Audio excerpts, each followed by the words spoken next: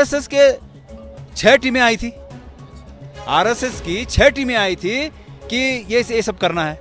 अरे भाई, कोई आदमी अपने निजी रूप में आके चुपचाप एक कुटिया में साधना कर रहा है, सुबह शाम जाके मंदिर के दर्शन कर रहा है, और उसके बाद तुम आरएसएस के लोगों को यहाँ भेजकर उपद्रव मचाओ, तो ये इस देश की राजनीति गलत दिशा में चली गई है। राहुल गांधी के केदारनाथ दौरे के वक्त वहां मोदी मोदी के नारे लगने के कई वीडियो सोशल मीडिया पर वायरल हुए, जिसे लेकर कांग्रेस नेता गणेश गोदियाल ने चौंकाने वाला खुलासा किया है। मोदी मोदी चिल्ला रहे हैं, जब मोदी जी आते हैं लिंचोली से नीचे रखा जाता है इनको। लेकिन ये राजनीति ने धर्म को, ठीक है, उन्होंने अपने जीतने के लिए जो भी प्रयोग किए हैं अपने जीतने के लिए किए, लेकिन जो लोग इस तरह चिल्लाते हैं इनका नहीं तो ये भला करेंगे और न मोदी जी भला करेंगे। राहुल जी आए और खबरें ऐसी चली हैं यहाँ पर मोदी मोदी के नारे लगे, तो उस पर आप क्या कहें? आरएसएस के 6 टीमें आई थी, आरएसएस की 6 टीमें आई थी कि ये सब करना है।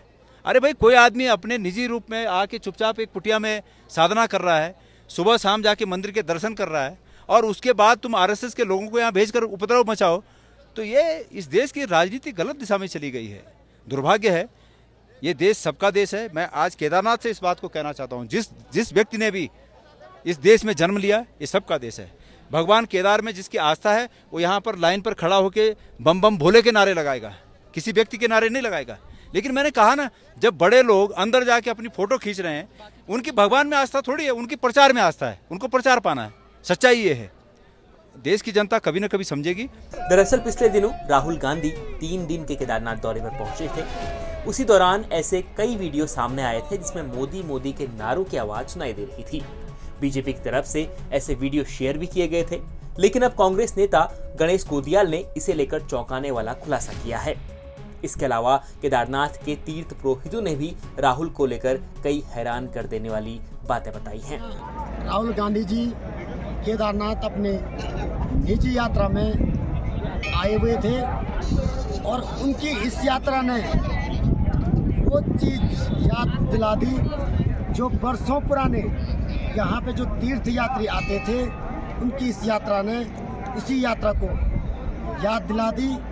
बिल्कुल अपने साधारण रूप में आम हेलीकॉप्टर में और आम हेलीपैड पे वो उतरे, उसके बाद नंदी जी के दर्शन किए।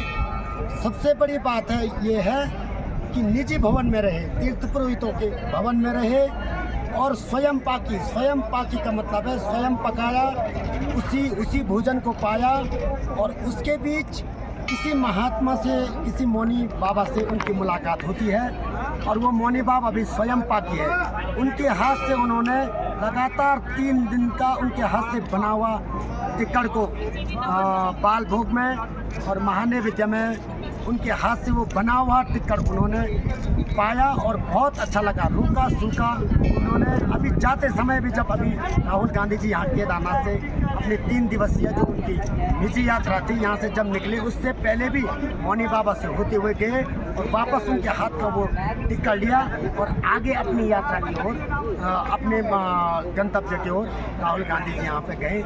लेकिन बहुत दिव्य और भव्य उनकी यह यात्रा रही।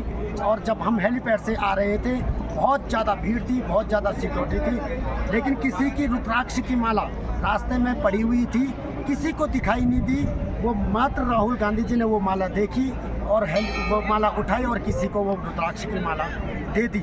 उनकी वो यात्रा बिल्कुल श्रद्धा और विश्वास के साथ ये उनकी यात्रा हो रही थी, और बहुत सुंदर महाअभिषेक हुआ रात को। संपूर्ण आरती में किसी महानेता को हमने पहली बार देखा जब कोई संपूर्ण महाआरती में 1.25 घंटा की आरती में वो बैठे, और 1.25 घंटा उनका महाअभिषेक भी कल रात्रि को सोमवार को उनकी यहाँ पे हुई।